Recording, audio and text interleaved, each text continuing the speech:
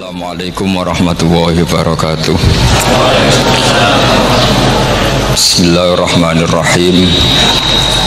Tabarakalladzi nazzala al-furqana ala 'abdihi liyakuna lil 'alamina nadhir. Allahumma shalli wa sallim ala sayyidina Muhammad wa ala alihi wa sahbihi wa barik wa sallim asma'in. Amma ba'du. Berbicara tentang ilmu tafsir, ada beberapa ulama yang menghindari kata tafsir karena makna tafsir itu memaknai atau menduga apa yang dikehendaki Allah. Tentu itu sulit. Satu, bahwa faktanya kita sudah tidak bisa komunikasi dengan Allah karena tidak ada wahyu lagi. Sehingga dari kehati-hatian ini pernah suatu saat Abu Bakar ditanya, ma makna abban fi qaulihi ta'ala wa fakihatan wa abba. Beliau menjawab, saya tidak lagi pantas hidup di atas bumi di bawah naungan langit jika saya mengatakan naqulu fil Quran, jika saya harus berpendapat tentang Quran apa yang tidak saya ketahui. Itu kehati-hatian yang dilakukan Sayyidina Abi Bakrin As-Siddiq. Tapi teori ini berbanding paradok, berbanding ekstrim ketika bahwa Quran itu diturunkan itu sebagai hudan, sebagai petunjuk, kedua sebagai bayanan, sebagai penjelas. Dan ini yang saya yakini, kalau sebagai penjelas, Quran itu harus jelas sekali dan bisa menjelaskan. Dan Quran mensifati dirinya wal kitabil mubin, demi kitab yang memberi penjelasan. Sehingga dari sudut ini orang kafir pun mungkin memahami Quran. Dan menurut saya orang kafir pun bisa paham Quran. Kalau Ahok itu melintir Quran, tidak memahami Quran, paham? Senak harganya itu melintir Quran tapi tidak memahami Quran. Tapi bahwa Quran itu bisa difahami orang kafir itu ya. Logikanya gampang begini, kata Imam Syafi'i dalam kitab Ar-Risalah. Ketika Quran turun, itu pendengarnya itu udah ada yang muslim, belum ada santri Kewagian, nggak ada santri Lirboyo, udah ada santri Sarang. Pendengarnya itu non muslim. Nah ini sampai angan-angan, ketika Quran turun tuh pendengarnya muslim atau non muslim? Non muslim. Andai kan Quran itu turun tidak difahami orang kafir, maka lalu objeknya siapa, sasarannya siapa? Nah sebab itu akan aneh kalau kita yang mondok misalnya ngaji Idqon, ngaji Alfiyah, ngaji Ulumul Quran apa saja, kemudian Anda tidak paham Quran, padahal orang kafir saja bisa paham. Nah ini tantangan bagi kita. Sing kafir iso paham Quran, masa kita santri tidak paham Quran. Makanya begini, di antara awal-awal periode Makkiyah ada surat disebut Qul ya ayyuhal kafirun. Katakan Muhammad ya ayyuhal kafirun. Karena mukhatabnya atau lawan dialeknya Nabi adalah orang-orang apa? Kafir. Mereka paham ketika dijelaskan Quran, paham. Dan sebagian mereka menjadi mukmin karena paham. Itu termasuk isi makalah yang saya utarakan di sini. Mereka tanya, ya Muhammad, siflana robbak amin dahabin amin nuhasin amin hajarin. Karena orang kafir jahiliyah itu punya tren yang namanya Tuhan itu fisik. Mereka punya Lata, punya Uzza, punya Hubal. Sehingga kalau Tuhan-Tuhan kita ini dari batu, Muhammad, katanya Anda punya Tuhan yang berbeda. Lalu Tuhan Anda ini dari emas atau dari perak. Turunlah ayat Qul huwallahu ahad Allahus samad. Lagi-lagi mukhatabnya adalah orang kafir. Makanya ini juga akhirnya jadi ilmu madhab, ilmu tentang firqah-firqah dalam Islam,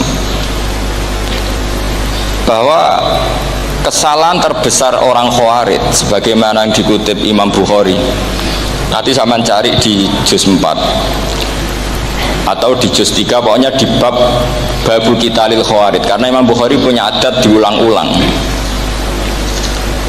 Kata Ibnu Umar yang dikutip Imam Bukhari, innahum intolaku ila ayatin nazarat fil kufar faja'aluha alal mu'minin. Orang-orang Khawarij atau kalau sekarang orang-orang radikalisme itu meneliti Quran, kemudian ketika ada kriteria manusia-manusia tertentu itu dianggap itu kenanya orang Islam, korbannya orang Islam. Padahal awal mula ayat ini turun untuk orang kafir atau kritikan pada orang kafir. Ini cilaka betul. Karena logikanya seperti yang dikatakan Imam Syafi'i, ketika Quran turun, ini nggak ada orang Islam, yang ada orang kafir. Sehingga mukhatabnya adalah orang kafir. Tapi ayat-ayat ini nanti dipakai Khawarij untuk mengcounter orang Islam, sehingga mereka mudah mengkafirkan kita karena pakai ayat yang dari awal Allah mengkafirkan orang kafir, sekarang ayat itu dipakai mengkafirkan orang Islam. Ini saking gebleknya orang apa? Khawarij. Makanya kata kitab Fathul Bari yang menyarai Bukhari itu, yang mendorong orang Khawarij seperti itu adalah jahluhum bisyariah. Memang mereka benar-benar bodoh, benar-benar goblok. Misalnya kita kiai atau kita ma'arif atau kita santri atau kita orang soleh, kemudian kita tidak bisa melakukan apa yang kita katakan. Terus kita oke lah, kita kena kritik misalnya atakmurunan nasa bil birri wa tansawna anfusakum wa antum taslunal kitab. Terus kita katanya bisa ngomong tapi tidak bisa melakukan, terus dikritik dengan ayat itu mestinya tidak tepat. Karena itu asbabun nuzulnya adalah orang-orang Yahudi karena tahu bahwa sifat Rasulullah itu ada di Taurat, mereka menyuruh keluarganya itu masuk Islam, tapi mereka sendiri tidak mau Islam. Kemudian turunlah ayat atakmurunan nasa bil birri wa tansawna anfusakum wa antum taslunal kitab afala ta'qilun. Sekarang perbandingannya begini, misalnya ada orang Islam, taruh saja Zaid itu maling, ya maling, konsisten dia malingnya sampai tua. Terus menurut Anda Zaid yang muslim ini, Zaid itu muslim tapi maling, jangan bilang maling tapi muslim, dia tuh ya. Kemudian Zaid bilang ke anaknya, "Cung, kowe aja dadi maling, dadi santri sing soleh, sing maling bapak tok." Nggak, ini menurut analisis usul fikih, ngomongnya Zaid itu benar apa salah? Benar kan? Nasihatnya ya benar, ngomongnya juga benar. Kamu tidak bisa ngeritik Zaid, kamu bisa ngomong tapi tidak bisa melakukan, tidak bisa.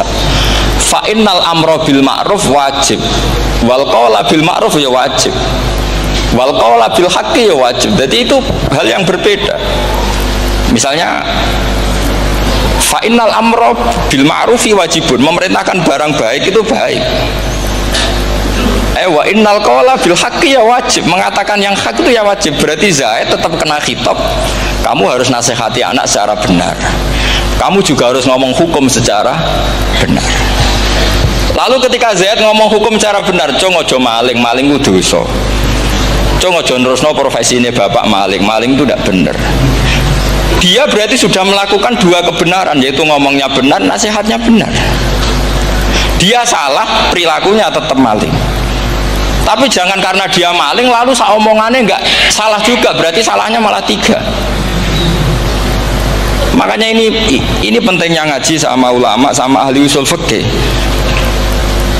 Jadi tidak bisa dicampur adukkan. Zaid gagal dalam perilaku, tapi jangan gagal lagi di nasihat.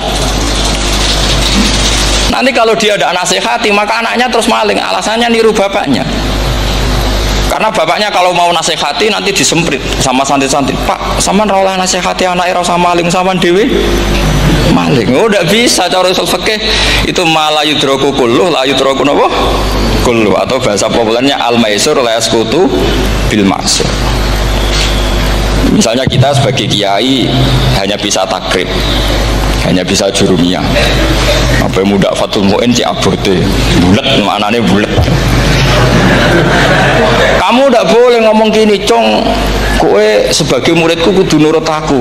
Nak gurumu goblok tok takrib, kowe tok takrib wae. Gak oleh ngelangkai guru, gak sopan gitu misalnya." Gak boleh gitu. Tetap kita ngomong, "Cung, kowe aja koyo aku. Kowe kudu alim Fathul Mu'in, alim Fathul Wahhab." Sama tidak bisa protes, Pak Guru sendiri tidak bisa. Kebenaran tetap sebagai kebenaran, meskipun kita tidak kuat melakukan atau tidak bisa melakukan. Lagi-lagi ayat itu sebenarnya ada untuk kita, untuk orang Yahudi, atakmurunan nasa bil birri wa tansawna anfusakum wa antum taslunal kitab. Sebab itu istidlal dengan Quran itu memang resikonya tinggi kalau tidak bagi mutabakhir, karena ya itu tadi, ini harus ada pengetahuan yang luas tentang asbabun nuzul, tentang kriteria. Nah, kalau terpaksa, saya katakan terpaksa, kalau terpaksa kita itibar itu boleh, tapi itu terpaksa. Bahwa Allah mengkritik orang yang bisa ngomong tapi tidak bisa melakukan. Tapi itu secara usul fikih itu runyam. Teori ini runyam sekali, fatal. Sama lihat tuh di kitab Bajuri atau di kitab-kitab fikih yang lain. Ketika Shahibil Burdah atau Shahibil Bur'ah itu yang Imam Busiri itu, Muhammad bin Busiri itu. Ini salah nama tapi kadung populer. Jadi sebetulnya Imam Busiri itu Shahibil Bur'ah, bukan Shahibil Burdah, tapi kadung terkenal Burdah, kita ikut-ikutan apa? Burdah. Imam Busiri itu ngeluh, saya ini orang yang banyak kesalahan. Di antara salah saya adalah saya bisa ngomong tapi tidak bisa melakukan. Yaitu saya ngomong misalnya orang supaya tahajud, saya tidak tahajud. Saya ngomong orang supaya sholat sunat, saya tidak pernah sholat sunat. Itu sarahnya itu yang menyarai itu kan Imam Bajuri itu yang sarah Burdah. Itu mengkritik begini. Kalau Anda ngendikan itu fi ma'radi dzammin nafsi, yaitu dalam konteks Anda mengkritik diri sendiri, oke. Tapi omongan Anda salah. Karena secara usul fikih fatal. Fatalnya begini. Misalnya saya nggak pernah tahajud. Ya mungkin itu nyata. Mungkin itu nyata. Apakah kemudian saya tidak boleh mengatakan at-tahajjudu sunnatun? Apa saya diwajibkan diam hanya karena saya tidak pernah tahajud, terus saya seorang kiai yang haram mengatakan at-tahajjud sunnatun? Saya harus tetap mengatakan kalau tahajud itu sunnah. Saya kalau punya santri tetap saya bilang, "Cung, napas nganggur yo tahajud. Tahajud itu sunat." Karena mengatakan kebaikan pasti bagian dari kebaikan itu sendiri. Makanya kata Imam Bajuri, "Fakaifa yakunul amru bil ma'rufi mazmuman." Bagaimana mungkin sesuatu yang jelas baik karena memerintahkan kebaikan mazmuman menjadi sesuatu yang tercela hanya karena yang mengatakan tidak melakukan. Fa innal fi'la ya amrun wal hukmu ya amrun akhar. Itu beda. Jangan karena Anda tidak minum teh karena diabetes, terus Anda kalau ada tamu tidak disuguhi teh. Karena saya sendiri tidak minum teh. Wah ya repot kalau gitu. Nah, itu lagi-lagi tadi orang Khawarij salah ketika mengartikan ayat yang harusnya objek kritiknya itu orang kafir, kemudian karena Quran lama sekali dibaca orang Islam sampai orang itu lupa kalau Quran awalnya turun diantaranya adalah membenahi akidahnya orang kafir, sehingga korbannya orang Islam. Itu mirip seperti cerita kita ya, santri-santri itu kalau punya musuh itu baca Hizib Nasor. Dulu pengarang Hizib Nasor itu musuhnya orang fasik, sehingga dihizib. Santri ora duwe musuh wong fasik, duwene kancane dhewe, akhirnya kancane yang kena hizib. Nah ini penting saya aturkan ya, sama seperti itu. Lama sekali Quran itu hanya dibaca orang Islam dan komunitasnya Muslim, sehingga seakan-akan semua kritikan Quran itu pada orang nopo Islam. Padahal jelas Quran ada kul ya ayyuhal kafir. Jelas mukhatabnya orang kafir. Sadaqata lakum dinukum waliyadin. Nah ini penting kalau aturakan. Makanya kalau melihat itu, Quran jelas bisa difahami orang kafir. Bahkan banyak orang kafir yang menjadi Muslim karena faham maknanya apa? Faham maknanya Quran.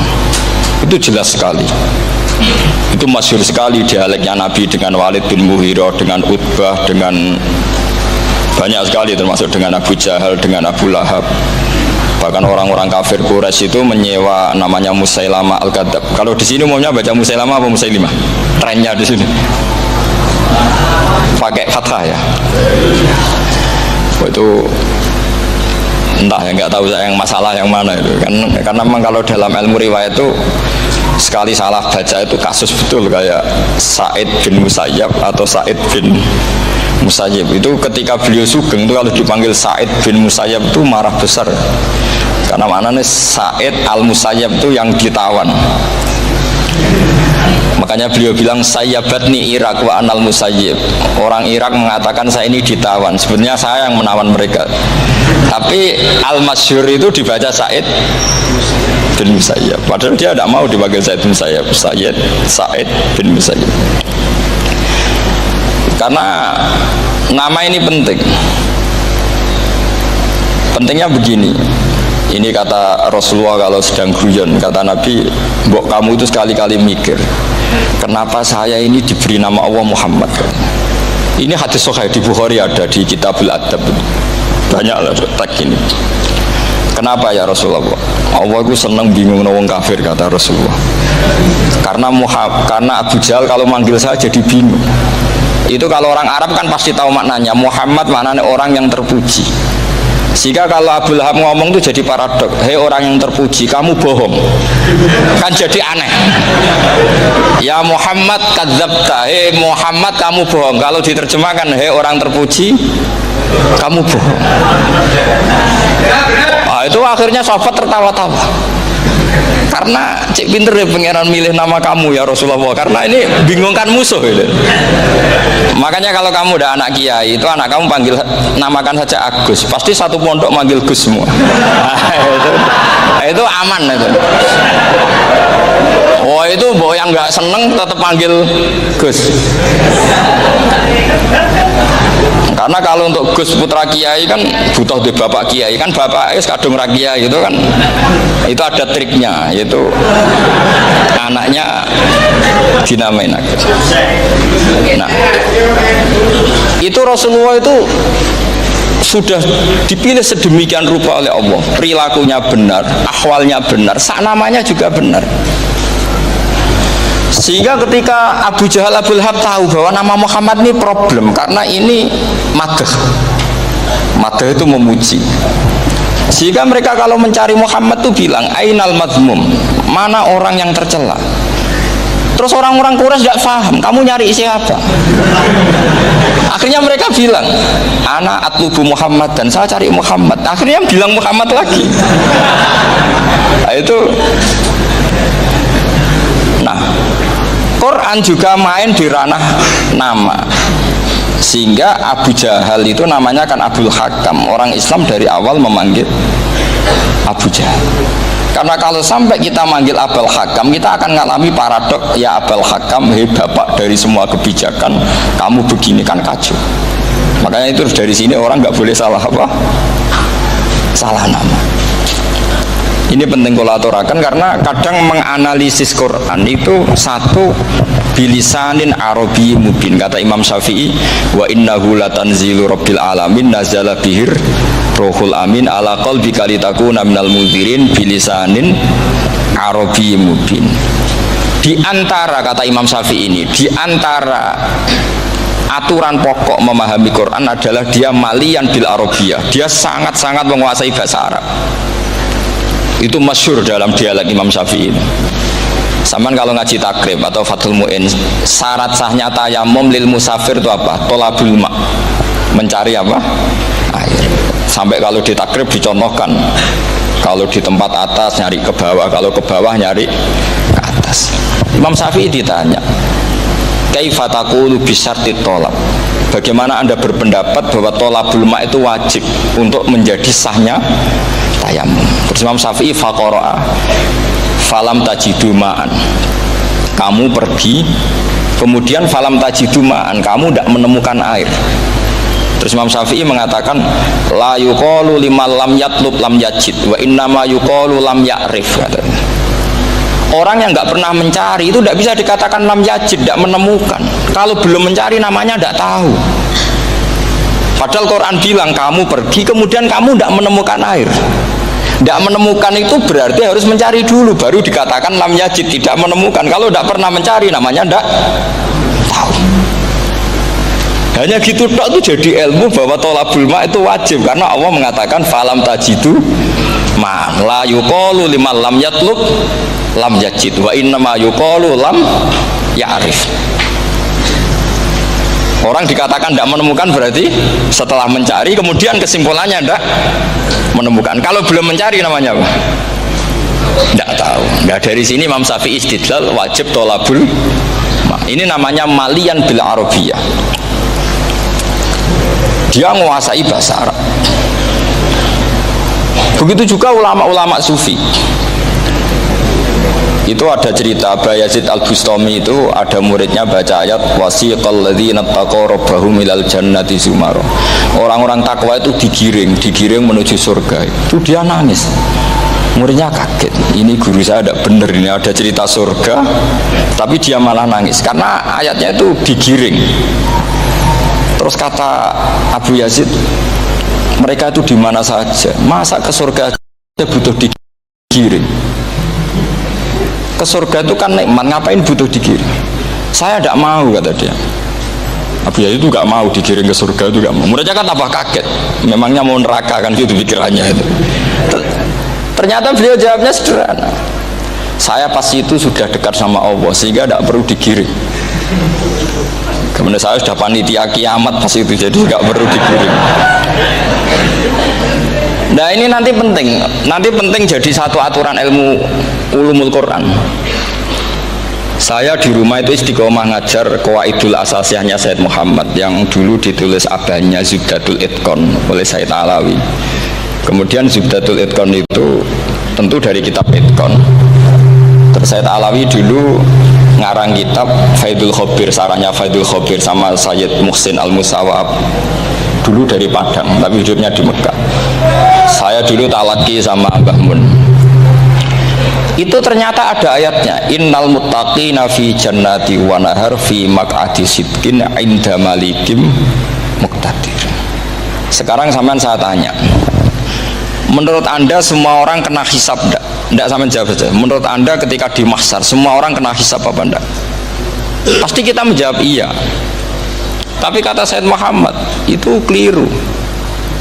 Enggak kebayang orang seperti Nabi kena hisab. Pasti yang kena hisab itu orang-orang yang enggak jelas. Nah, misalnya Nabi jelas baiknya, harusnya ya langsung enggak kena hisab. Karena tidak mungkin seorang saksi kok diaudit, tidak mungkin. Loh, saksi itu di pengadilan kan nggak tersangka, nggak terdakwa, dia tidak boleh diintervensi oleh hakim. Nah, Rasulullah ketika kiamat, ketika fil mahsyar, fi faslil qada itu jelas, fa kaifa idza ji'na min kulli ummatin bisyahidi wa ji'na bika ala haula'i syahida. Rasulullah sudah dekat Allah, pas mahsyar itu ada Allah, ada Rasulullah, ada Jibril. Kemudian Nabi itu mengidentifikasi, ditanya sama Allah, bener mat ini umatmu? Ya, niki umatmu ya. Kalau yang nggak jelas ya Nabi lama jawabnya. Makanya kamu jangan jadi orang nggak jelas.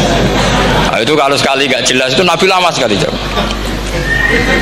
Nah, artinya begini, yang kena hisab itu meskipun kata Said Muhammad, meskipun Dhahirul Quran itu menetapkan asbata umumal hisab, tapi zahirnya Quran yang sama juga menafikan hisab. Itu karena nggak mungkin, nggak kebayang kita malaikat berani menghisab afdalul khalqi. Sama bisa bayangkan malaikat mengaudit Rasulullah Shallallahu Alaihi Wasallam. Ahabbal khalqi ilallah. Kepen ciloko mencet. Wong jejer Allah kabeh dininten audit sudah indah. Fa kaifa idza ji'na min kulli ummatin bisyahidi wa ji'na bika ala haula'i syahida. Lalu mungkar nakir juga sama. Sampean bisa bayangkan mungkar nakir tanya Nabi Muhammad. Tesnya susah. Karena kalau Rasulullah terus ditanya, waman nabiyuka. Wah, itu kan bisa kiamat itu.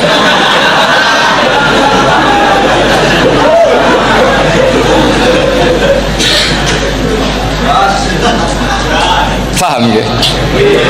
Makanya kata Said Muhammad, ini kan teman-teman tanya, piye carane alim tafsirnya saja, sarannya satu hafal Quran. Dua, hafal Sahih Muslim.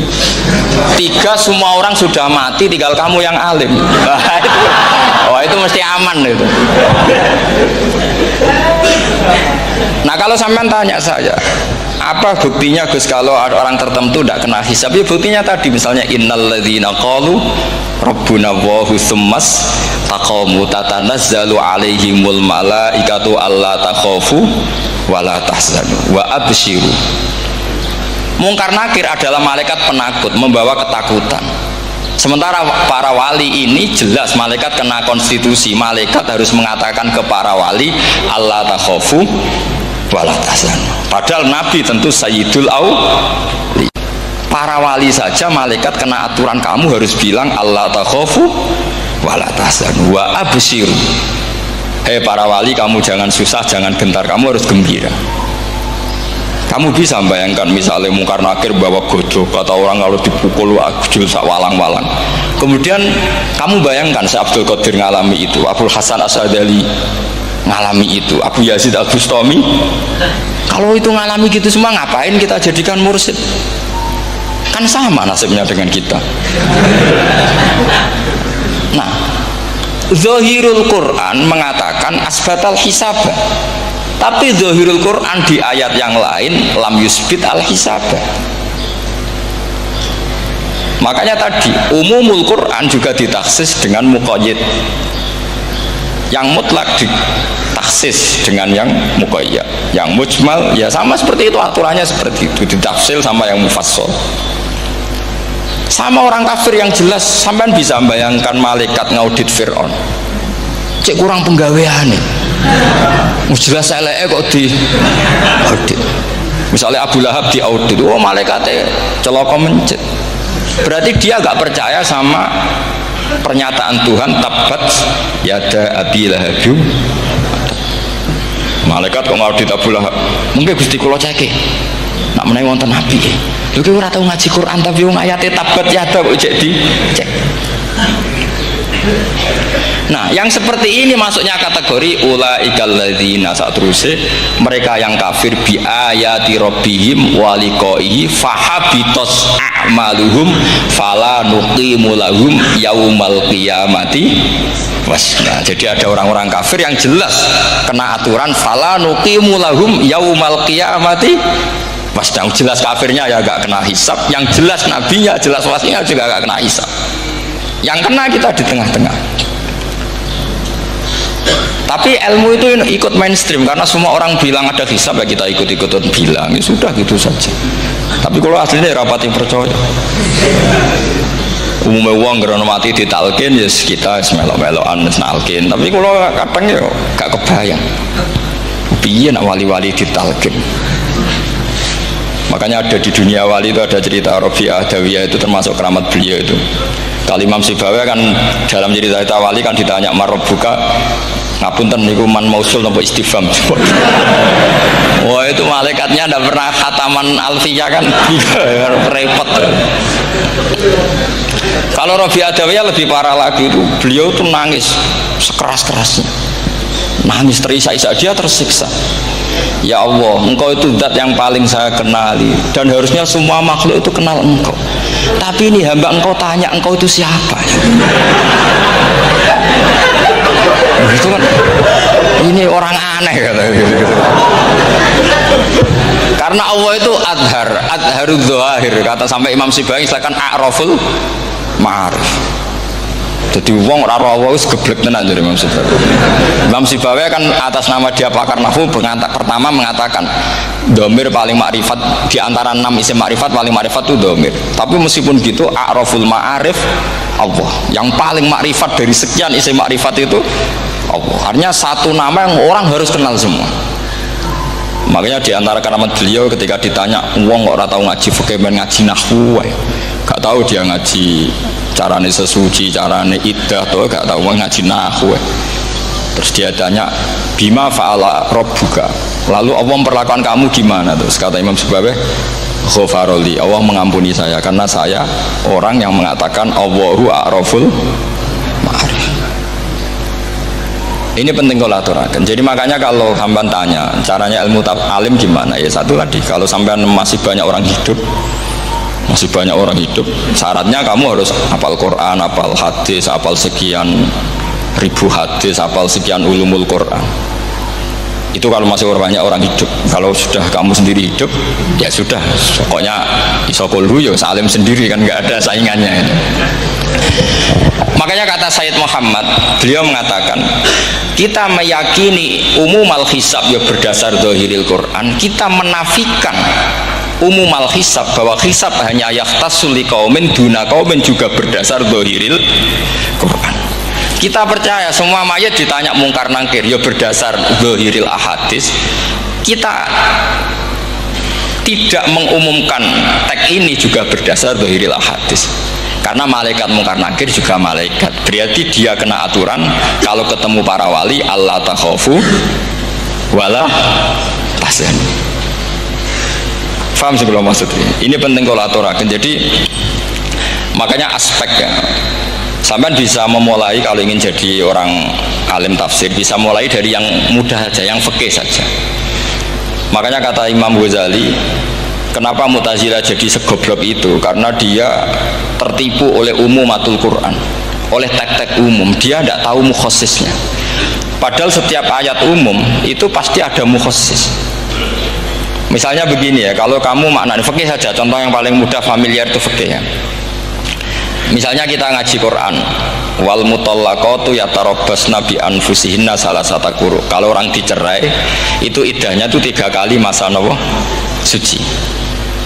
Apakah aturan iddah seperti ini hal hadhil iddah amatun likulli mutallaqatin am li mutallaqatin makhsusah? Apa ini semua mutallaqah iddahnya pasti salah satu quru, apa orang tertentu? Ya enggak, asal dia mutallaqah pasti iddahnya salah satu quru. Anda goblok, Anda salah besar. Kalau misalnya yang dicerai adalah orang hamil, iddahnya apa? Salah satu quru apa watil hamli? Watil hamli. Kita butuh ayat lain, wa ulatul ahmali ajaluhunna ayyadna hamlahu. Sama seperti kita ngaji, walladzina yatawaffawna minkum wa yadharuna azwajan yatarabbasna bi anfusihinna arba'ata asyhurin wa asyra. Asal wanita ditinggal mati suaminya, maka iddahnya 4 bulan 10. Apa semuanya demikian? Enggak. Misalnya orang hamil iddahnya biwatil hamil. Artinya kalau Anda tertipu umumatil Quran, berarti Anda sama dengan menghukumi orang ditolak semua iddahnya salah satu guru. Sama misalnya orang sekarang dalil-dalil wa may yatawallahu minkum fa innahu minhum. Kalau berkawan orang kafir, maka dia menjadi kafir. Itu kan fatal. Semua nabi berkawan orang kafir. Karena dakwahnya memang sama orang kafir. Lo coba, andai kan sampean hafal Quran, itu sama teori itu tuh mungkin menyedihkan. Coba istilahnya Quran, wadhkur akho'at wa ila adin akhawum huda wa ila samuda akhawum. Nah, terus semua umatnya yang kafir disebut akhawum. Akhaw itu artinya apa? Saudara. Mereka yang berkawan sama orang kafir. Makanya butuh analisis fikih untuk maknani wa may yatawallahu minkum fa innahu. Setelah dianalisis fikih, ternyata semua nabi diistilahkan wa ila madyan akhahum syuaiba wa ila adin akhahum huda. Akhaw itu artinya apa? Saudara. Kalau sampean tanya, lalu logikanya gimana? Kata kitab-kitab kan wa in kana dasarin fajanibhu suratan. Kalau ada teman buruk jauhi, kalau teman baik temani. Kalau cara usul fikih gampang. Kancanan maling dosa, wong kok kancane maling. Tapi nak dakwai maling apik kan? Aku ora ngancani kok dakwai dandani, selesai kan? Ngancani maling elek, nak dakwai maling apik. Demenan berodo elek, nak didik apik kan, itu seperti itu. Nah, ini penting kalau aturakan. Nah di sini ini makanya NU itu punya sejarah panjang, banyak wali-wali yang jadab, yang coro zahir itu kancanan fasik-fasik. Orang syariat bingung, ini wali kok berteman orang fasik. Ya kalau kamu bahasakan teman ya masalah, kalau kamu bahasakan ini binaan. Enggak, sama jawab saja. Kalau dibahasakan teman masalah enggak? Masalah kan? Tapi kalau dibahasakan itu binaan, selesai kan? Sama, Nabi berkawan orang kafir itu tidak karena berkawan, itu binaan Nabi. Memang Nabi itu jadi Nabi, objeknya adalah mengislamkan orang kafir. Ya berlama-lama Nabi dialek dengan mereka, muasyarah sama mereka. Bahkan Nabi diharuskan bersikap baik sama mereka. Itu yang disebut fabima rahmatim minallahi lintalahum walakun tafadzur ghalidhal qalbi lan faddu min hawl. Tapi sekarang itu orang sudah tidak pakai ilmu. Orang-orang radikalisme itu nggak pakai usul fikih. Pokoknya kalau ada ayat terjemahnya gini ya sudah itu jadi madhab. Akhirnya kecelakaan seperti ini. Pokoknya kalau ada ayat faqtulul musyrikina haitsu wajadtumuhum wa khudhuhum wahsuruhum wa'udu lahum kulla marsad. Sudah hafalnya ayat itu saja. Dia tidak mau ngapalkan misalnya qatilul ladzina yuqatilunakum. Ada ayat lagi wa akhrijuhum yamin haitsu akhrajukum. Sehingga ulama kita membagi kafir itu ada harbi, kita musuhi, ada zimmi, ada muahad, ada musta'man. Itu ulama karena tahu tidak semua orang kafir itu harbi, tidak semuanya zimmi, tidak semuanya muahad, tidak semuanya musta'man. Kalau harbi oke, kita perang, kalau zimmi ya kita bina, kalau muahad ya sesuai perjanjian kita, kompensasinya apa, MOU-nya kayak apa. Tapi apalnya mereka ayat satu tema. Nah celakanya kita yang ngaji di pondok-pondok yang katanya spesialis ingin alim tafsir, apalnya ya satu ayat juga. Wah itu kan satu ayat versus satu ayat, itu ngeri. Makanya kalau sama tanya saya ini, katanya di acara ini sama tanya gimana caranya jadi ahli tafsir, saya jawab gampang. Sebenarnya itu hafal Quran, hafal hadis, terus hafal ulumul Quran. Ya misalnya Nadoman ya Faidul Khobir lah. Kalau kitab Nasar ya minimal itu setengah lanya itkon. Kalau nggak lanya-lanya amat ya agak lanya.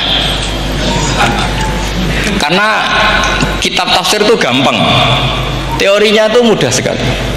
Misalnya al-ibratu bi umumil lafzi la bi khususis sabab. Itu sama dengan kayak kaidah fikih. Karena kalau kaidah fikih itu saya itu pernah dibisui kiai itu. Ini kisah nyata itu. Dibisui kiai itu pas basul masail dulu saya itu masih sering mau basul masail. Tadi mun pensiun mun boten niku mun.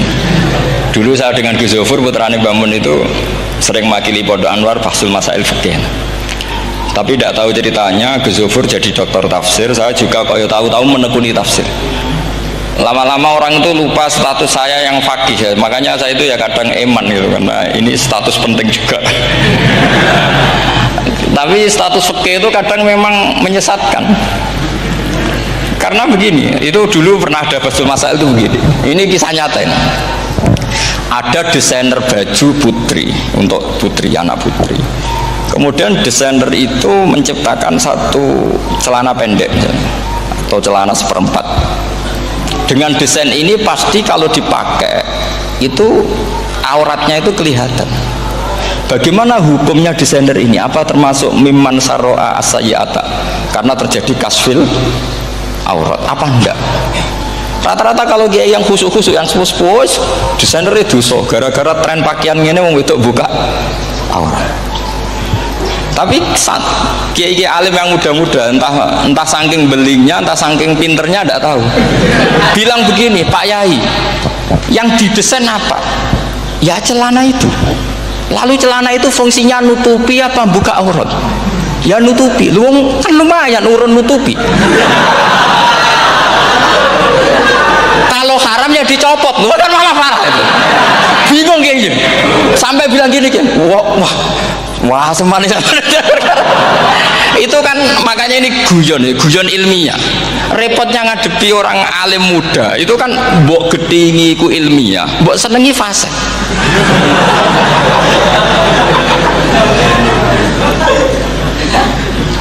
Ketika kiai yang khusyuk tadi tak tanya, kalau desainer katok seperapat, paham ya? Dia coba yang celana dalam terlalu vulgar gitu, paham ya? Nggak rok saja lah, rok mini misalnya, rok selutut. Saman jangan ngeres ya, yang rok selutut misalnya. Rok selutut itu desainernya kena hukum haram enggak? Saman jawab saja. Oh haram dari kiai sepuh, karena dengan desain itu misalnya lututnya kelihatan. Tapi pertanyaannya kiai muda saya masih ingat betul, saya tanya. Lalu fungsi pakaian itu apa Pak Yai? Fungsi itu kan tetap menutupi sebagian aurat. Kalau Anda haramkan, barang haram itu harus dihilangkan. Nah, itu.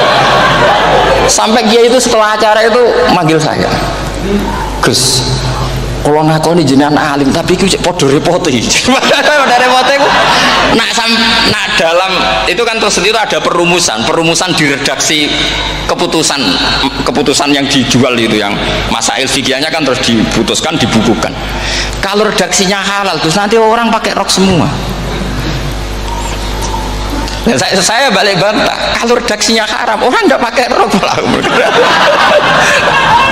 Akhirnya itu apa? Kebijakannya lucu. Buak Gus, pertanyaan itu buak saat jawabannya. Oh gege. Jadi kita debat tidak jadi. Ini cerita ilmiah. Makanya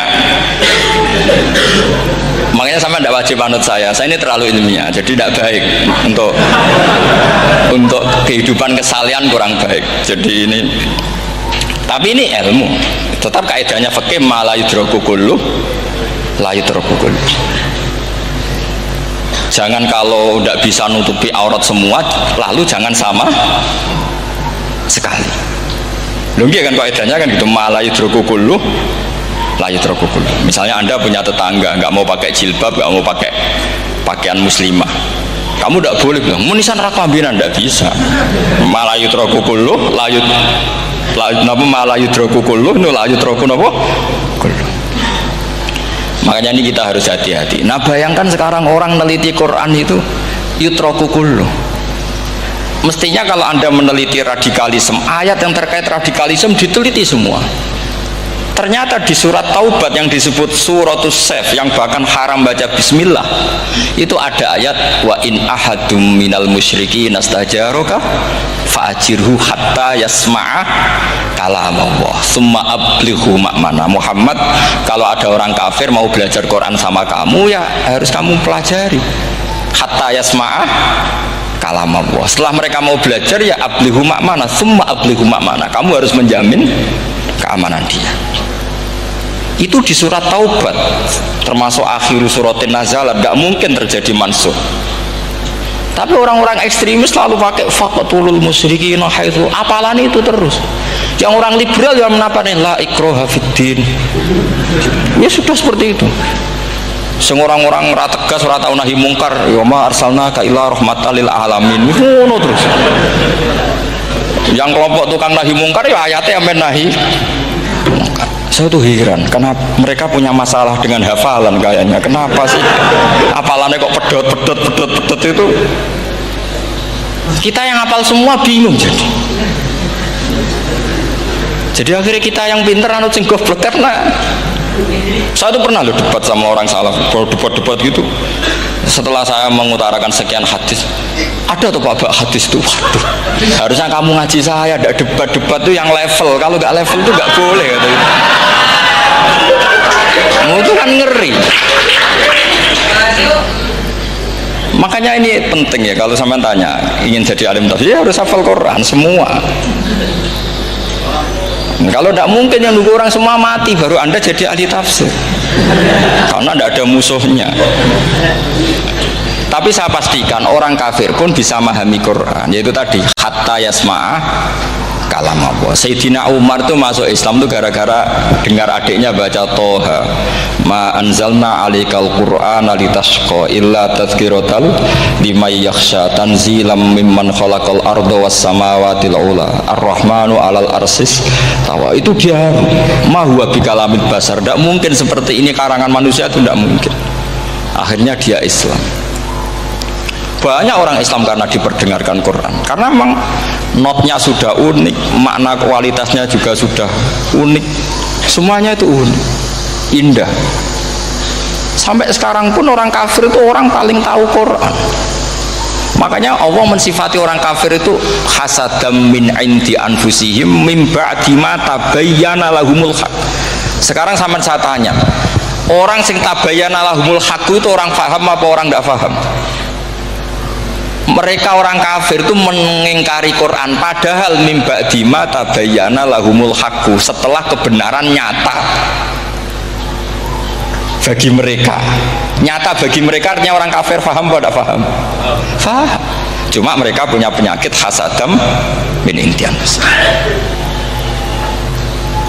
Mereka juga kalau ada ayat tentang ahkam yang memberatkan, mereka bilang i'ti bi Qur'anin ghairi hada au badil. Muhammad harusnya jangan tema itu yang diangkat, bu cari Quran yang lain yang enggak tema itu. Mereka sampai memilih tema itu karena paham apa karena tidak paham? Karena paham. Makanya di makalah saya pastikan ngaji tafsir itu gampang karena orang kafir pun bisa. Kalau kasus Ahok itu bukan paham itu melintir, beda. Paham sama melintir itu beda. Itu diterjemah kemenang tuh jangan mengangkat kawan orang Islam, bukan ngangkat pemimpin. Ya olehnya kalau ngangkat teman aja tidak boleh, apalagi ngangkat pemimpin. Fatal mana berteman sama orang salah sama ngangkat. Saman kancanan maling itu apik nak menolong andani terus ngangkat, hei maling ke pimpinanku, parah mana? Parah mana? Artinya sama saja ketika diterjemah jangan ngangkat teman, sebetulnya ngangkat pemimpin lebih fatal. Itu kan mafhum awlawiyah, itu kan normal saja. Itu di Quran biasa, misalnya innalladzina ya'kuluna amwalal yatama dzulman, orang yang makan hartanya anak yatim secara zalim. Kamu bilang, Gus saya tidak makan kok, sepeda motornya tak gasap, tak jual. Yang diharamkan kan makan. Wah ya sarap kalau gitu. Maknanya begini, memakan harta anak yatim artinya ifsad. Ifsad itu merusak. Nak ngono ikhraq, membakar atau mencuri sama dengan makan. Bal asyad, malah kan lebih apa? Lebih apa? Dasar. Jadi yakuluna di situ tuh ba'dul amsilah, sebagian contoh min wujuhil ifsad atau min wujuhil ihlak. Jangan kok karena ayatnya makan, oh yang haram tuh makan, kalau nyuri gak apa-apa. Waya fatat. Itu kan sama dengan santri geblek ketika ada kiai ini, cong kowe mbek bojomu jogeman naboi. Suatu saat istrinya lapor lagi, Pak Yai sekarang enggak naboi tapi nyadui. Karena naboi itu pakai tangan. Mereka pertama dilaporkan kiainya, Pak Yai suami saya itu sering memukulin saya pakai tangan gini. Jom jogeman naboi bojomu. Nggih Pak Yai siap. Satu saat istrinya lapor, Pak. Tetap benjut, kenapa? Kalau nak ini disadui. Mereka pikirannya sing haram nabok, nak nyaduk halal. Wah itu kan ngajak goblok bareng. Nah masalahnya di usul fikih kasusnya seperti itu. Makanya saya ini kadang ya maliki sekali. Kadang saya itu maliki sekali. Kadang ya. Misalnya begini, saya beri contoh. Ini yang kisah nyata ya. Ada seorang Arabi datang ke Rasulullah. Ya, tadi kan teman-teman minta juga ilmu hadis ya. Ini satu paket saja. Yaitu tadi nanti kalau sampean kasih alim enggak, itu sudah ada urusan saya. Tadi nunggu orang mati banyak tadi itu. Kalau nggak usah nunggu orang mati, sarannya tadi apal tadi. Ya Rasulullah ahlaktu, saya ini orang yang rusak. Wama ahlakaka, lalu yang bikin rusak kamu apa? Qol waqatu imroati fina hari Ramadan, saya menjima istri saya ketika masih siang, fina hari Ramadan, siang Ramadan. Walhasil Nabi tidak menyuruh hanya kodok, tapi menyuruh kafaroh. Kafarohnya itu merdekakan budak, atau memberi makan 60 orang miskin, atau puasa berapa? Puasa 60 hari. Atau urut merdekakan budak, atau puasa 60 hari, atau memberi makan sitina miskin. Oke, kita sepakat ya hadis itu sahih dan diulang-ulang oleh ashabus sunan. Oke, riwayatnya agak masalah. Sekarang kita analisis maknanya. Sekarang sampean saya tanya, kalau anda misalnya sekarang jam berapa ini? Misalnya sekarang jam 9 kurang seperempat Ramadan, terus anda rokok atau anda ngopi, kepengen ngopi terus ngopi tanpa udhurun syar'in, anda hanya wajib qadha apa bayar kafar? Tidak sampean jawab. Rata-rata kiai kita, oh mau wajib qadha Gus karena gak jima. Sing seru kafaroh itu nak jima. Kan ngombe kopi be jima beda. Pertanyaannya tuh lucu, ini naif secara fikih masalah. Masalahnya begini. Jima bojo itu tidak zina. Jima bojo itu zina apa enggak? Enggak. Berarti dengan makan bedanya apa? Sama kan? Sama-sama amrun mubah. sesuatu yang boleh. Kenapa hukumannya berat? Makanya kata Imam Malik, tidak itu nilainya adalah hadku hurmati Ramadan bi ghairi udhrin syar'iyyin. Makanya kata Imam Malik, siapapun yang makan fi nahari Ramadan, iftar apapun fi nahari Ramadan bi ghairi udhrin syar'iyyin, maka hukumnya sama dengan jima fi nahari Ramadan, karena sama-sama ihlak ifsad hurmata Ramadan bi ghairi udhrin syar'iyyin. Loh, enggak, ini ilmiah. Kamu udah harus cocok, tapi otak kamu harus percaya. Loh iya kan, beda kan. Saya secara nafsu tidak cocok, cek berarti. Tapi ilmiah saya setuju. Kalau Kiai Kandani itu kan pasti pakai badul amsilah, kan nggak mungkin semua contoh disebut. Jong penak. Kowe nak mlaku-mlaku aja geman delok wong wedok iku mari setan. Mboten delok Mbah, nyekel lho malah parah to. Ndak bisa. Makanya ini masalahnya lafaz. Ini kembali ke Imam Syafi'i, bilisanin arabiyyim mubin. Ketika seorang kiai bilang cung jogeman delok cawe itu adalah mengungkapkan al-muharramat, bukan mentaksis yang haram itu hanya melihat. Saya ulang lagi ya, ketika seorang kiai bilang cung jogeman delok wedok sing haram, itu semangatnya adalah melawan keharaman, bukan mentaksis yang haram hanya delok. Itu di Quran normal semua, di semua lugat ya biasa. Itu kan sama seperti misalnya seorang mbah ngasih uang cucunya, cung tak kayak duit 1.000, cung gue tuku es, terus gue mendingan nak ragu tuku es haram iki kan ngongkone tuku es. Lah kepen putumu mati kan nyeben 1.000 gue tuku es.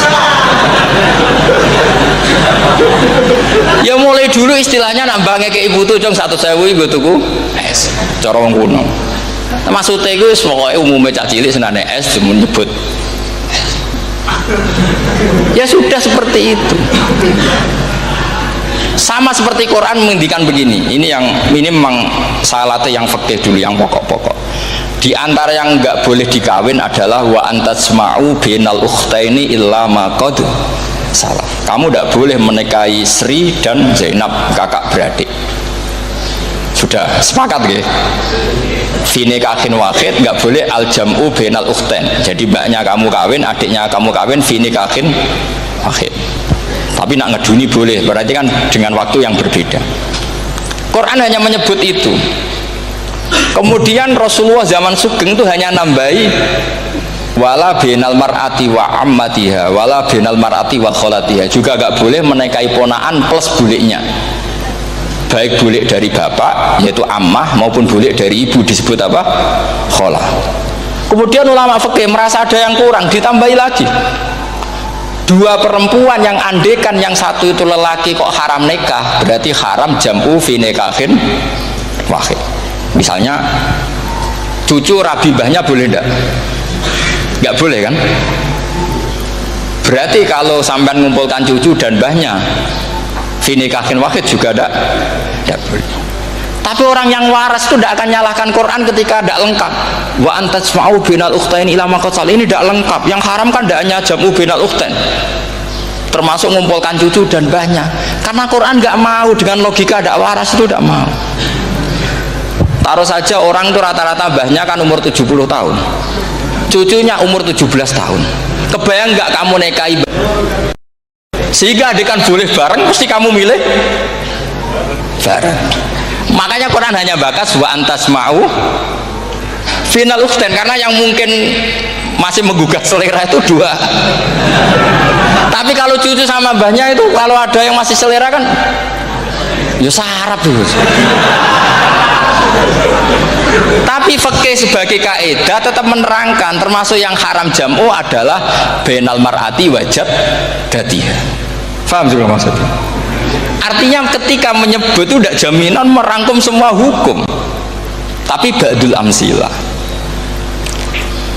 Fa'innal akila yaktafiya bi isyaratil ba'di, karena orang kalau punya akal diisyaroi sebagian sudah faham. Ini penting kalau aturakan. Jadi ini penting. Nah bayangkan sekarang banyak gerakan-gerakan ahli Quran katanya, tapi nggak memahami ilmu usul fikih. Quran ora ono ya wis. Nang Quran ora ono cerita harame asu, nak ngono asu ya halal.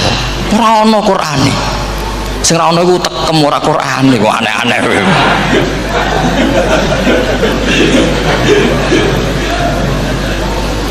Itu kan sama. Terus sampean misalnya tadi jam 09.00 Ramadan tambah uzurin syarian terus mangan mie rokokan, itu kan melecehkan Ramadan binguri uzurin syarian, karena melecehkan hurmata Ramadan kena sanksi separah itu. Jangan kamu terus bilang tapi Nabi hanya bilang masalah jima fina Ramadan. Jima istri itu hukumnya itu tidak zina, hukumnya itu mubah sama dengan makan. Ini cara madhab Maliki, tapi kita alhamdulillah madhab Syafi'i. Ya itu masalahnya. Berhubung itu menguntungkan sami'na wa ta'na. Itu. Tapi saya sendiri dalam konteks ini, saya itu ya sangat-sangat Syafi'iyah, sangat-sangat Syafi'iyah. Dalam banyak hal sangat-sangat Syafi'iyah. Tapi dalam banyak hal kadang-kadang saya Maliki. Ya, itu kan kalau sampean tanya kenapa gitu, ya hikmahnya baca banyak saja. Karena yang Syafi'i itu ya karena bacanya hanya Syafi'i, itu bukan fanatik, itu keterbatasan. Itu beda, itu namanya ada fanatik, itu keterbatasan. Itu beda sekali. Jadi kita harus ngaji yang banyak. Saya itu termasuk utang ya sama Imam Syafi'i itu baca kitab Ar-Risalah. Itu kitab yang kadang satu ulama baca sampai 500 kali. Yaitu Imam Syafi'i itu dalam kitab Risalah itu begini, ini termasuk ulumul Quran yang paling penting. Muqaddimahnya begini, wan nasu sinfani min awalil amri. Wan nasu sinfani, ketika Rasulullah datang membawa Quran itu manusianya ada dua, al kuffar sing dari jenis ahli kitab dan kuffar dari jenis yang tidak ahli kitab. Bahkan tidak ada orang Islam zaman itu. Pertama Nabi jadi Nabi itu adakah pendengar yang Muslim? Kan tidak ada, semuanya ahli kitab. Makanya susah kalau Quran kamu analisis korbannya orang Islam tuh, kata Ibnu Umar tuh lucu. Dulu tuh mukhatabnya tuh orang kafir, jelas qul ya ayyuhal kafir. Ya ayyuhan nasu ubudu rabbakum alladzi khalaqakum. Jelas orang kafir. Karena orang Islam nggak mungkin dikhatabi ubudu rabbakum. Makanya Imam Suyuti kalau nafsiri itu ngeper ubudu rabbakum wahiduhu. Tapi kalau mukhatabnya orang Islam, dawimu alal ibadah atau dawimu alat tauhid. Karena dia tahu kalau mukhatabnya orang kafir, ubudu ya masih wahidu. Kalau sudah Islam kok dikhitabi ubudu, mudawamah alal ibadah. Itu saking alimnya Imam Suyuti. Ini saya teruskan. Kalau mukhatabnya itu orang kafir ahli kitab, itu kemungkinannya ya dua cara mereaksi Quran. Yaitu disebut lam yakunil ladzina kafaru min ahlil kitabi wal musyrikina munfakina hatta ta'tiyahumul. Jadi lam yakunil ladzina kafaru, jelas kafaru itu umum. Kemudian ditafsir kafaru itu ada yang min ahlil kitabi, berarti kafaru yang jenis Yahudi Nasrani. Ada kafaru yang min ahlil kitabi wal musyrikin, kafaru yang jenis musyrikin, yaitu kafir Mekah. Karena cara kaidah nahwu al-atfu yaqtadi taghayyur, kalau ada ataf pasti konteksnya beda. Jaa Zaidun wa Amrun, berarti Zaid ada Amar, Amar ya ada Bakar. Karena jaa Zaidun wa Amrun wa Bakrun, pasti orang ini berbeda. Tidak boleh orang yang sama kamu pakai ataf. Ini sudah clear ya ini ya. Kemudian cara pandang mereka ya beda. Ketika Rasulullah mengajak tauhid, itu ahli kitab tidak masalah. Memang harusnya Tuhan itu satu, gak masalah bagi ahli kitab. Problem bagi ahli kitab adalah Muhammad itu nabi, itu kita nggak suka. Kalau Tuhan satu oke, tapi kalau Muhammad nabi tidak oke. Kita bisa jadi nabi kata mereka, karena mereka merasa nasabnya sampai Ibrahim. Sementara zaman itu mereka sanksi Muhammad itu nasabnya konti, gak jelas. Nah, ini penting kalau aturakan.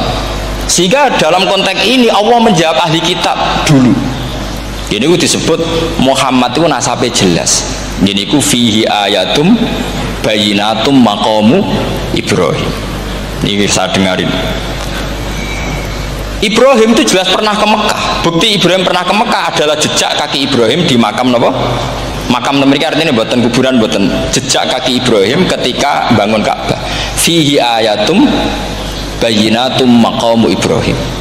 Pun. Kalau Ibrahim pernah di Mekah, artinya beliau pernah nikah di Mekah. Paling tidak punya dzurriyyah di Mekah. Ini Ismail dibawa ke Mekah. Jelas ayatnya wa idh yarfa'u Ibrahimul qawa'ida minal baiti wa Ismail. Ini dengarin ya. Sebab itu saking alimnya berjanji itu beliau tahu betul masalah utama Rasulullah Muhammad adalah disangsikan nasabnya. Sebab itu kitab berjanji pertama cerita setelah dia alhamdulillah macam-macam awalu ma'anab tadi saat terus dia bilang wa ba'du fa'akul huwa Muhammad bin Abdillah bin Abdil Muttalib. Saat terus ya wabak dua Muhammad bin Abdullah bin Abdul Muttalib wasmu Syaibatul Hamdi Humitat Fisoluhus Saniyah. Saat terus Ibnu Kusoyin, saat terus Sumiyah bi Kusoyin litakosi fi biladi kudo atal kosya. Karena dia tahu yang masalah bagi Rasulullah itu adalah masalah nasab bagi mereka loh, bagi mereka yang kafir. Terus beliau ngendikan ditutup wa adnanu bila roibin indadawil ulumin nasabiyah ila dhabihi Ismaila nisbatuhu. Wah, jelas saya Adnan itu pasti puter cucu-cucunya Nabi Ismail. Karena orang Yahudi yang di soal Muhammad itu, kamu itu siapa? Kok tahu-tahu Nabi? Kamu orang Arab. Orang Arab itu tidak pernah ada Nabi. Yang Nabi itu normalnya orang Israel. Yaitu turunan Yahudi karena Yahuda bin Yakub bin Ishak bin Ibrahim. Akhirnya Allah membuktikan fihi ayatum bayyinatum maqami. Bukti kalau Ibrahim pernah di Mekah adalah jejak kakinya di Mekah, itu dekat Ka'bah. Ini jawaban Allah yang tentang ahli kitab karena sudah jelimet. Ada ilmu ansab, ada ilmu nasab, ada polemik kitab samawi. Kalau kafir Mekah ini goblok-goblok. Ketika Rasulullah pakai teori tauhid, orang kafir Mekah itu sangat gobloknya bilang gini, Muhammad, kita ini urusannya banyak, utang kita banyak, kasus saya banyak. Kok Tuhannya satu itu tidak cukup? Yaitu mereka mengatakan aja'alal alihata ilahau wahida inna hadza la syai'un ujab. Bagaimana Tuhan hanya satu? Urusan kita banyak, masalah kita banyak. Tuhan nggak boleh satu, harus banyak. Sejumlah urusan kita. Ada Tuhan BPKB, Tuhan macam-macam lah. Ada Tuhan kredit, Tuhan kas, macam-macam lah kan. Sesuai sebanyak urusan kita. Mereka tanya aja'alal alihata ilahau wahida. Masa Tuhan satu? Inna hadza la syai'un ujab. Ini aneh.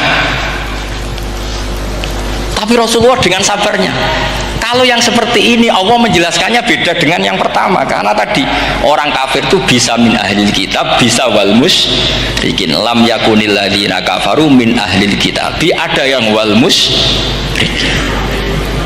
Semuanya ini tidak pernah munfakina hatta ta'tiyahumul bayyinah. Mereka tidak pernah tercerabut dari pikiran mereka, dari mainstream mereka sampai ada bayyinah. Bayyinah itu kejelasan kebenaran atau benar yang begitu jelas. Itu siapa? Rasulun minallah yatslu suhufam mutahhar. Akhirnya Nabi sabar. Saking sabarnya Nabi itu ngomong gini, ya di khalayak umum, mukhatamnya ya kafir semua. Hei saudara-saudara kami suku Quraisy, kita ini sebangsa. Nabi tanya, Muhammad, ajaran kami itu benar karena kamu itu orang yang kita percaya. Tapi kali ini Anda aneh karena ngajak satu Tuhan. Itu tidak mungkin. Urusan kita banyak, satu Tuhan juga Tuhan harus banyak. Kita punya tiga aja kurang banyak kan, banyak punya Lata, Uzza, Hubal. Rasulullah dengan sabarnya ngendikan gini, hei kaumku, kalau kamu jadi pembantu, jadi buruh, senang mana punya majikan banyak sama majikan satu. Kalau majikannya banyak itu perintahnya beda-beda, seleranya semua harus kamu lakoni, semua harus kamu taklui karena kamu harus nurut. Wah ya repot mat kalau di majikan banyak, ngerepoti mesti.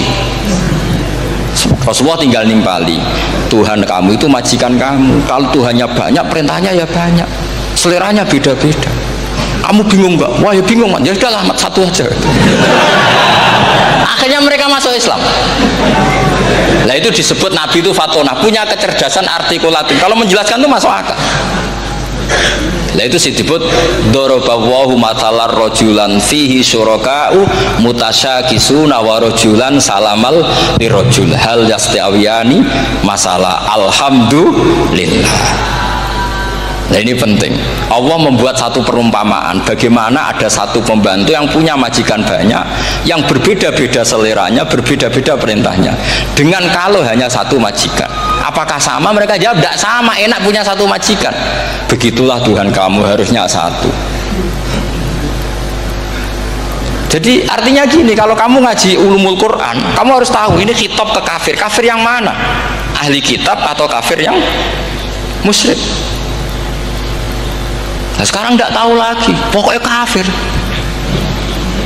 Makanya kalau orang berdebat mereka itu dijak goblok meneh.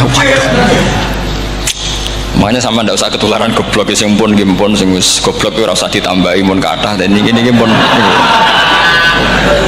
Ya karena kita ngaji jelas Qur'annya kan lam yakunil ladzina kafaru itu masih ada min lil bayaniyah atau min li bayanil jinsi. Kafaru itu sapa? Siji min ahlil kitab, dua kafaru sing wal musyrikin. Dua-duanya tidak pernah munfakina hatta ta'tiyahumul bayinah. Mereka tidak akan tercerabut dari pikirannya sehingga ada bayinah. Bayinah itu siapa? Rasulun minallah yatslu sufam. Nah, ketika Nabi menjelaskan asal usul nasabnya bahwa Sayyid Adnan itu ila Ismail, Ismail jelas putra Nabi Ibrahim. Mereka terus baru iman karena ada fihi ayatum bayinatum maqamun apa Ibrahim. Ya jadi saya kira demikian. Nanti kan akhirnya jam berapa?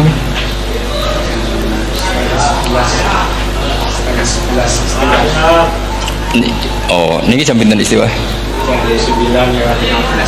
Enggak, terus saya pikir nih kalau misalnya tadi ada tanya jawab, ya tanya jawab cara ngalim saja kan, itu lebih realistis. Karena kalau sampean iskal, misalnya saya iskal dengan ini kan malah bingung kan. Kalau kamu terkenal pinter iskal kita goblok ya. Nah wis pinter kok iskal gitu.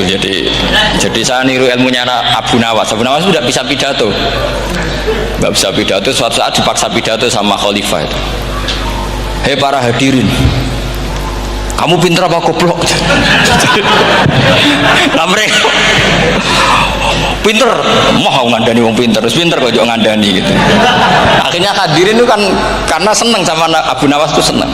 Ya sudah Abu Nawas, kalau gitu kita goblok. Aku mau mengambil wong goblok. Akhirnya terus wassalamualaikum warahmatullahi wabarakatuh. Jadi itu Abu Nawas juga bisa pidato, tapi dia tahu saja caranya menyelesaikan masalah. Jadi itu Abu Nawas. Jadi ya orangnya kacau tapi cerdas itu, makanya jadi guyonan. Sebenarnya Abu Nawas itu figur yang nyata, tapi tidak senaif yang diceritakan orang-orang di anekdot itu. Ya, beliau itu orang soleh ketika era Harun ar-Rasyid. Tapi ya tadi karena banyak cerita yang macam-macam. Ya, Abu Nawas itu makanya ini cerita anekdot. Jadi riwayatnya nggak jelas tapi lucunya jelas itu. Jadi itu. Dia itu mangkel punya tetangga profesor ahli astronomi. Adik ini mau iso omong tok. Abu Nawas mau pinter molak-malik omong kan masyhur itu, dia cerita hari Senin tanggal sekian lihat Abu Nawas di alun-alun mau terbang. Orang lihat semua itu Abu Nawas itu ya sudah di podium ya gitu-gitu. Kok nggak mau terbang-terbang? Ya mau itu ya tidak. Wassalamualaikum warahmatullahi wabarakatuh. Yang bilang Abu Nawas terbang siapa? Abu Nawas mau terbang. Yang namanya mau itu ya tidak.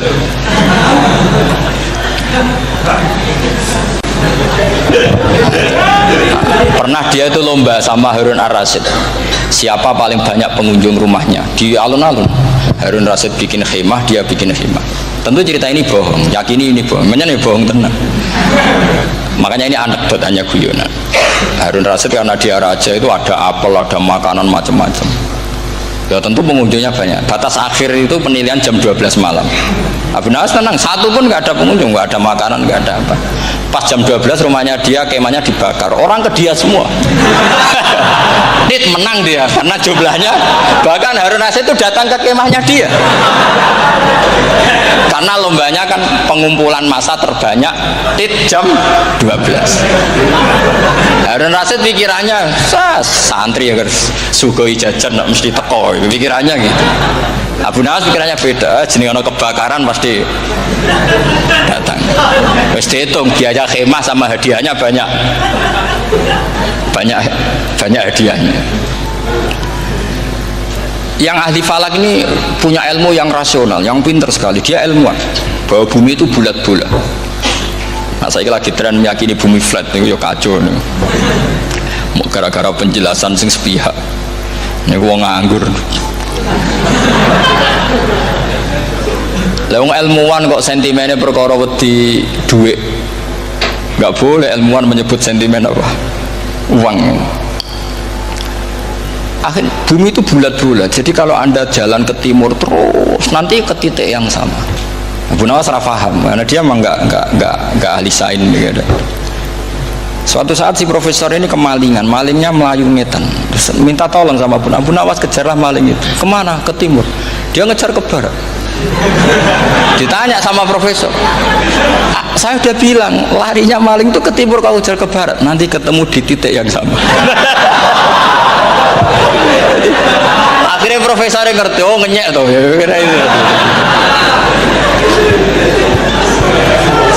Jadi, nah khawatir saya nanti kalau santri-santri tidak pinter ilmu, terus pilihannya ilmu kayak Abu Nawas, jalan pintas tadi. Karena belajar falak jelimet, belajar faraid apa? Jelimet, ada aul, ada roh, terus semua ada masalah yang ruwet-ruwet terus. Akhirnya mau olah bicara. Nah, ini musibah, inna lillahi wa inna ilaihi raji'un. Itu tidak boleh. Quran tidak mengajarkan itu. Quran tetap mengajarkan ilmu meskipun ada nilai seninya. Ya tadi nilai seni tadi misalnya Allah mencontohkan darabawu masalah rajulan fihi syuraka. Terus kedua uniknya Quran itu begini. Setelah dipikir itu nyata-nyata lebih detail. Misalnya begini. Ketika Allah mencontohkan ba'udah itu nyamuk. Itu orang-orang kafir itu bilang gini, ya Muhammad, Tuhan Anda kehilangan stok ilmiah. Sehingga contoh itu enggak yang dahsyat tapi sekedar nyamuk. Wong nyamuk kok digawe contoh. Mbok ya contoh itu dinosaurus, tak jerapah, tak apalah yang keren itu. Mosok contoh apa? Nah. Terus Allah menjelaskan innallaha la yastahyi ayyadriba apa? Matsalam ma. Contoh apa saja?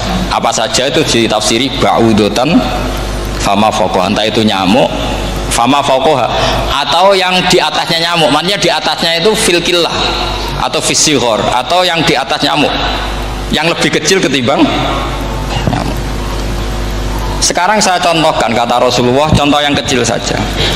Nggak usah bikin nyawa, nggak usah, itu terlalu mustahil. Seorang pemahat patung, terus kamu pesen, Pak, aku gak eno patung gajah, mesti muni sanggup.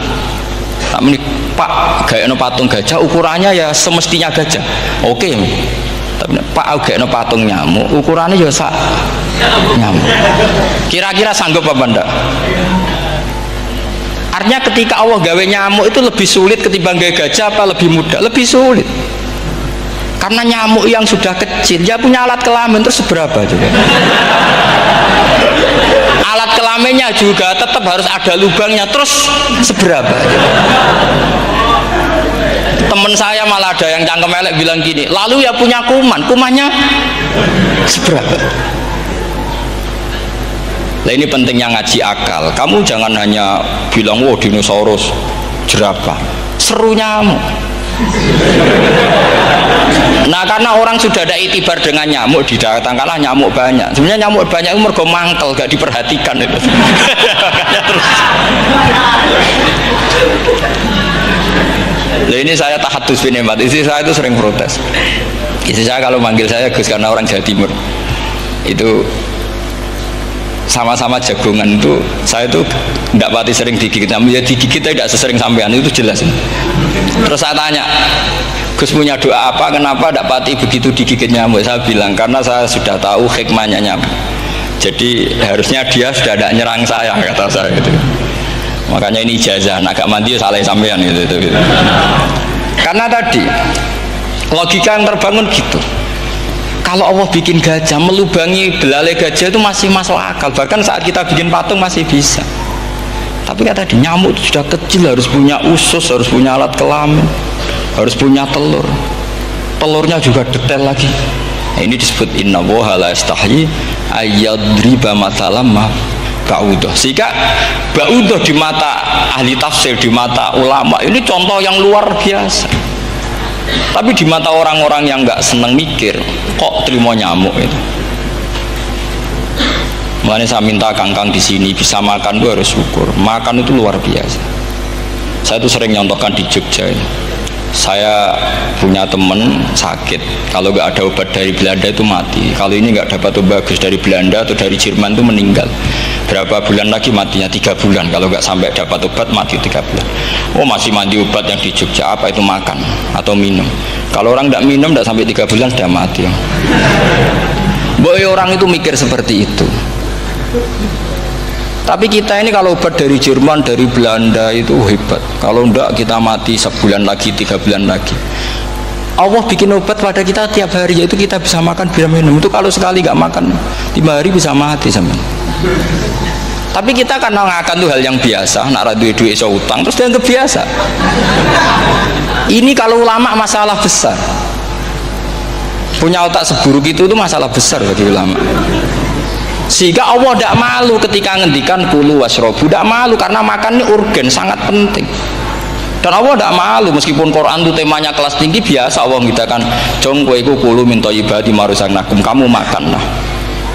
Karena minum obat itu kebutuhan kita ketika sakit. Tapi kalau makan adalah kebutuhan kita sihatan wasukman, saat sakit maupun saat sehat. Nah, kalau Anda dengan kualitas ini, ketika Allah membicarakan makanan itu Anda akan respect sama Allah karena memang ini urgen betul. Tapi kalau Anda cara berpikir gini, hanya cari horo ibal ilmu yang aneh, yang seru, kamu baca ayat itu akan menjadi biasa-biasa saja. Dan itu masalah bagi mahabbah Anda pada Al-Quranul Karim. Ya saya kira demikian. Terus mengke saya pikir tidak etis kan ini Jumat nanti sing biasa itikaf nanti terganggu, nanti saya ada problem. Ya kalau ada tanya jawab ya saya mohon tadi ya, karena ini zaman akhir saya memang butuh sekali. Kenapa saya mau datang? Satu, hormat Kiai Hanan. Dua, saya memang ingin banyak mufassir lagi, jangan hanya lewat baca terjemah kemudian merasa menjadi ahli apa Quran atau ahli tafsir. Itu musibah besar itu masalah besar itu. Ya pokoknya saya mohon lah, ya setidaknya gitu. Misalnya orang kafir, kamu cari saja orang kafir, ternyata ada yang harbi, ada yang dhimmi, ada yang mu'ahad, ada yang musta'man. Lalu dalam tarikh ada kafir Yahudi, kafir Nasrani, kafir ahli kitab. Kalau di fikih ada kafir yang lahum kitabun, ada yang tidak lahum kitabun. Kalau yang lahum kitabun disebut ini kitabiah kholiso, yang tidak itu kan beda-beda di fikih. Boleh nikahnya ndak, khilu dhabihatihim atau tidak, itu kan detail sekali. Makanya saya mohon ini latihan detail. Oke, sampean tetap ngaji, sering khatam itu bagus karena mengumpulkan semua ilmu. Tapi sampean harus menganalisis secara apa? Saya dulu ngaji Mbah Mun Muslim ya kilatan. Tapi saya ngapalkan sama Gus Bab. Gus Bab putranya Mbah Mun dulu muridnya Sayyid Muhammad. Saya itu tak pelajari lagi di rumah. Tak analisis lagi setelah besar sampai sekarang karena ya itu beda. Kita selalu Rabbi zidni apa? Ilma. Misalnya begini contoh ya, contoh. Kita mungkin tahu maknanya ayat tertentu itu begini, misalnya begini, faqula lahu qawlan layyinan la'allahu yatadzakkaru aw yakhsha. Musa dan Harun, jika kamu datang ke Fir'aun, maka kalau ngomong, kalau dakwah itu qaulal layyinan, dengan dakwah yang halus. Nggih, qaulal layyinan. Ini bagi yang ekstremis harus baca dialek ini. Ini kisah nyata yang diceritakan Habib Zain bin Semit ketika ngarang Al-Manhajus Sawi, juga diulang-ulang di beberapa kitab. Suatu saat ada ustadz corong Jawa Kemelindi datang ke Harun Ar-Rasyid. Harun Ar-Rasyid ini Banil Abbas, termasuk zuriyahnya Abdullah bin Abbas. Karena Harun Ar-Rasyid sebagai khalifah tentu salahnya banyak ya. Namanya pejabat pasti salahnya banyak, meskipun kebaikannya juga banyak, tapi salahnya juga banyak. Kalau kita kan tidak pejabat, salahnya tidak banyak, tapi prestasinya juga tidak banyak. Ya kan, misalnya ada tamu Raja Salman, katanya hormat tamu wajib, kamu kan tidak bisa hormat, karena dia juga tidak mau dihormati kita kan. Nah terus si ustadz tadi datang begini, saya itu masih hafal teksnya. Ya Amirul Mukminin, inni nasihun lak famusyaddidun alaika fala tajidanna ala nafsika fi nafsika alayya syai'an. Saya ini mau nasihati Anda, tapi saya maaf sekali karena nasihat saya ini kasar sekali. Musyaddid itu kasar, keras. Fala tajidanna fi nafsika alayya syai'an. Saya mohon jangan dimasukkan hati lah. Makanya terjemah bebasnya jangan masukkan hati. Katanya Harun Rasyid langsung marah. Uskud ya jahil, kamu itu ustadz bodoh. Kamu tidak boleh keras sama saya. Dia masih bantah, saya keras sama anda karena ada salahnya banyak. Terus apa kata Harun ar-Rasyid? Inna wa ta'ala qad arsala man huwa khairum minka ila man huwa syarrum minni wa ma'adzalika qala ta'ala faqula lahu qaulal layyinan. Allah mengutus orang yang jelas lebih baik ketimbang kamu, yaitu Musa dan Harun. Musa dengan Ustadz ini baik mana?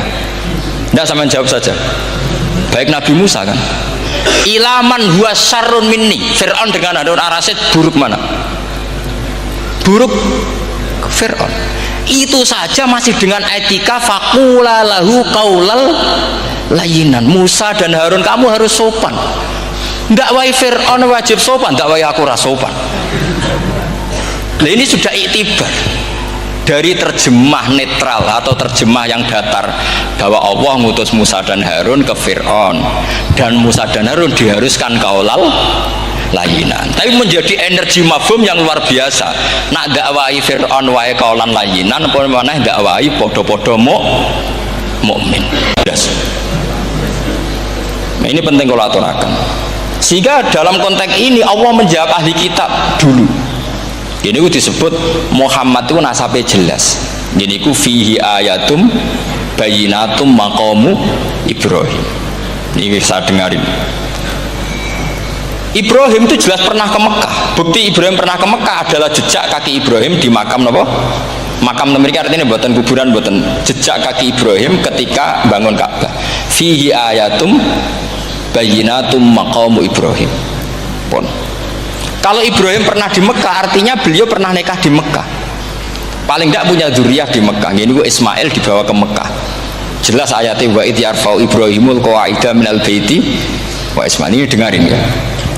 Sebab itu saking alimnya berjanji itu beliau tahu betul masalah utama Rasulullah Muhammad adalah disangsikan nasabnya. Sebab itu kitab berjanji pertama cerita. Setelah dia alhamdulillah macam-macam awal ma'anab dari saat terus dia bilang wa ba'du fa'akul huwa Muhammad bin Abdillah bin Abdil Muttalib. Saat terus ya wa ba'du wa Muhammad bin Abdillah bin Abdil Muttalib wasmu syaibatul hamdi humitat fi soluhus saniyah. Saat terus ibnu Kusoyin, saat terus sumiyah bi Kusoyin litakosi fi biladi kudo atal kosiyah. Karena dia tahu yang masalah bagi Rasulullah itu adalah masalah nasab bagi mereka loh, bagi mereka yang kafir. Terus beliau ngendikan ditutup wa adnanu bila raibin indadawil ulumin nasabiyah ila dhabihi Ismaila nisbatuhu wa mun. Jelas saya Adnan itu pasti puter cucu-cucunya Nabi Ismail. Karena orang Yahudi yang disoal Muhammad itu, kamu itu siapa? Kok tahu-tahu Nabi? Kamu orang Arab. Orang Arab itu tidak pernah ada Nabi. Yang Nabi itu normalnya orang Israel, yaitu turunan Yahudi, karena Yahuda bin Yakub bin Ishak bin Ibrahim. Akhirnya Allah membuktikan fihi ayatum bayinatum maqami. Bukti kalau Ibrahim pernah di Mekah adalah jejak kakinya di Mekah, itu dekat Ka'bah. Ini jawaban Allah yang tentang ahli kitab, karena sudah jelimet.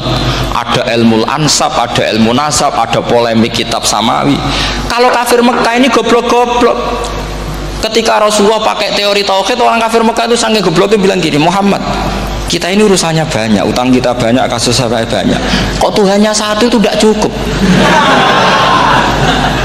Yaitu mereka mengatakan aja'alal alihata ilahau wahida inna hadza la syai'un ujab. Bagaimana Tuhan hanya satu, urusan kita banyak, masalah kita banyak, Tuhan nggak boleh satu, harus banyak sejumlah urusan kita. Ada Tuhan BPKB, Tuhan macam-macam lah, ada Tuhan kredit, Tuhan kas, macam-macam lah kan, sesuai sebanyak urusan kita. Mereka tanya aja'alal alihata ilahau wahida, masa Tuhan satu, inna hadza la syai'un ujab. Ini aneh. Tapi Rasulullah dengan sabarnya, kalau yang seperti ini Allah menjelaskannya beda dengan yang pertama. Karena tadi orang kafir itu bisa min ahlil kitab, bisa wal musyrikin. Lam yakunil ladzina kafaru min ahlil kitab. Ada yang wal musyrikin. Semuanya ini tidak pernah munfakina hatta ta'tiyahumul bayyinah. Mereka tidak pernah tercerabut dari pikiran mereka, dari mainstream mereka, sampai ada bayyinah. Bayyinah itu kejelasan kebenaran atau benar yang begitu jelas. Itu siapa? Rasulun minallah yatslu suhufam mutahhar.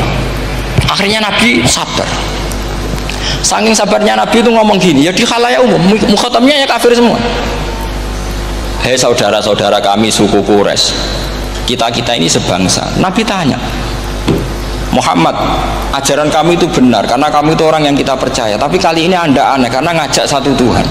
Itu tidak mungkin, urusan kita banyak, satu Tuhan juga, Tuhan harus banyak. Kita punya 3 aja kurang banyak, kan banyak punya Lata, Uzza, Hubal.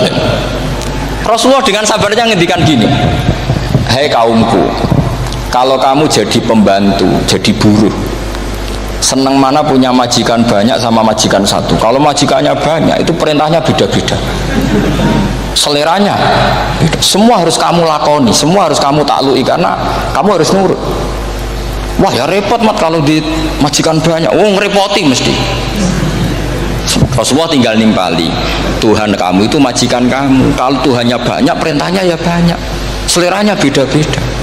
Kamu bingung nggak? Wah ya bingung mat, ya udahlah mat, satu aja. Akhirnya mereka masuk Islam. Nah itu disebut Nabi itu fatona, punya kecerdasan artikulatif. Kalau menjelaskan itu masuk akal. Nah itu disebut dorobawahu matalar rojulan fihi syuraka'u mutasyakisuna wa rojulan salamal lirojul hal yastiawiyani masalah alhamdulillah. Nah ini penting. Allah membuat satu perumpamaan bagaimana ada satu pembantu yang punya majikan banyak, yang berbeda-beda seleranya, berbeda-beda perintahnya, dengan kalau hanya satu majikan. Apakah sama? Mereka jawab tidak sama, enak punya satu majikan. Begitulah Tuhan kamu, harusnya satu. Jadi artinya gini, kalau kamu ngaji ulumul Quran, kamu harus tahu ini khitab ke kafir. Kafir yang mana? Ahli kitab atau kafir yang musyrik? Nah sekarang tidak tahu lagi, pokoknya kafir. Makanya kalau lagi debat mereka itu tidak goblok menewak. Makanya sama tidak usah ketularan goblok sing pun gimpun sing wis goblok ora usah ditambahi mun kathah dan ini pun. Ya karena kita ngaji nahu jelas Qur'annya kan lam yakunil ladzina kafaru itu masih ada min lil bayaniyah atau min li bayanil jinsi. Kafaru itu sapa? Siji min ahlil kitab, 2 kafaru sing wal musyrikin. Dua-duanya tidak pernah munfakina hatta ta'tiyahumul bayinah. Mereka tidak akan tercerabut dari pikirannya sehingga ada bayinah. Bayinah itu siapa? Rasulun minallah yatlu sufam. Nah, ketika Nabi menjelaskan asal usul nasabnya bahwa Sayyid Adnan itu ila Ismail, Ismail jelas putra Nabi Ibrahim, mereka terus baru iman karena ada fihi ayatum bayinatum maqamun apa Ibrahim. Ya jadi saya kira demikian. Nanti kan akhirnya jam berapa? Assalamualaikum warahmatullahi wabarakatuh.